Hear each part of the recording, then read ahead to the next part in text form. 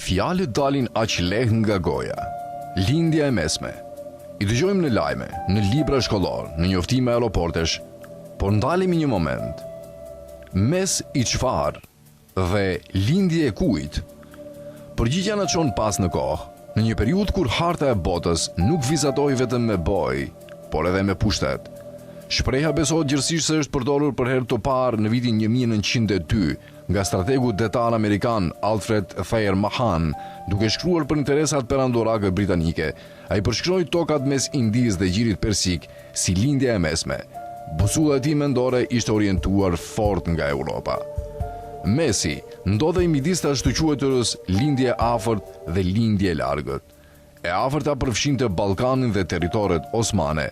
E largëta përfshinte Kinën dhe Japoninë. Gjithçka matej nga Londra. Në këtë këndvështrim, Europa ishte qendra. Distanca nga Europa përcaktonte identitetin. Me zgjerimin e perandorisë britanike, u bë e nevojshme një gjuhë për të organizuar territoret e saj të gjëra. Vende si Egjipti u përfshin në lindjen e mesme, sepse ndodheshin në lindjet e Londrës, por jo aq larg sa Skye lindori i Azis.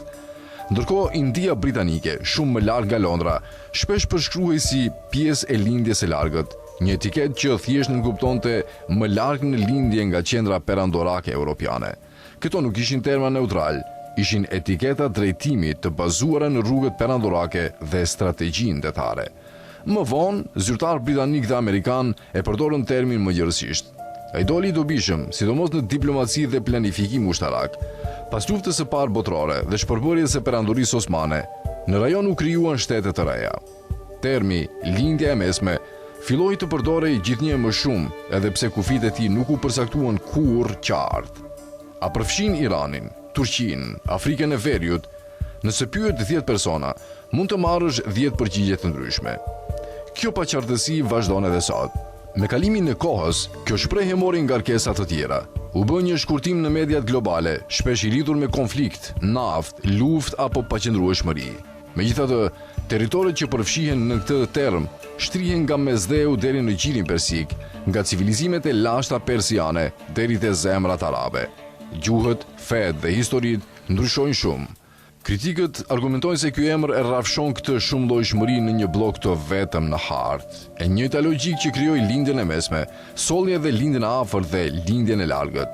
Secili term vendoste Europën në qendër dhe përshkruante të tjerët sipas distancës nga ajo. Nuk do dëgjoje kurrë dikon në Londër të thotë se po udhton në perëndimin e mesëm, kur fluturon drejt perëndimit të Europës. Ironia qëndron pikërisht në këtë përmbysje. Fakti që lindja e mesme tingëllon kaq normale tregon sa thellë është rrënjosur kjo gjuhë.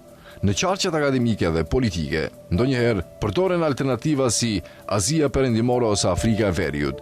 Këto terma përshkruan gjeografinë, pa vendosur Europën në qendër të rrëfimit. Ato përpiqen të ndryshojnë perspektivën. Megjithatë, lindja e mesme mbetet dominuese. Termi është ngulutur në diplomaci, gazetari dhe diskursin publik. Ndryshimi i tij do të kërkonte më shumë se sa thjesht një emër të ri, do të nënkuptonte të vihej në pikpyetje kush ka të drejtën të emërtojë rajonet e botës. Prandaj, herën tjetër që ta shohësh këtë shprehje, mbaje mend, nuk është një drejtim natyror si veriu apo jugu, është produkt i historisë, i lindur nga perandoria dhe strategjia. Mes ekziston vetëm nëse Europa është pika jote e nisjes. Dhe ky detaj vogël ndryshon mënyrën se si duket harta.